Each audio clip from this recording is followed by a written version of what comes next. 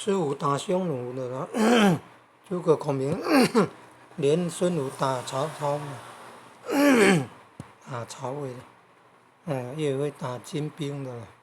杨家将是打金兵的。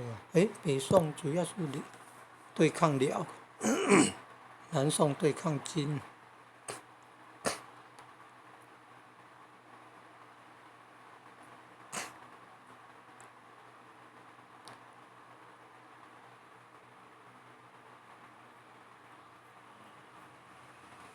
南宋叶辉也是南宋初年而已。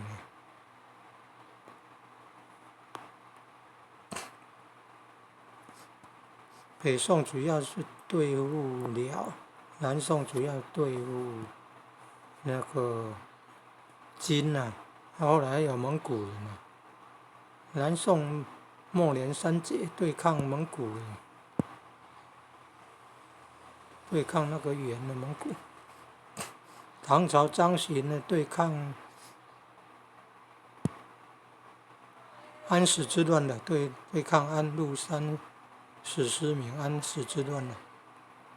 北宋包拯青天大老爷，传说阎罗王是阎罗王，日夜都在办案，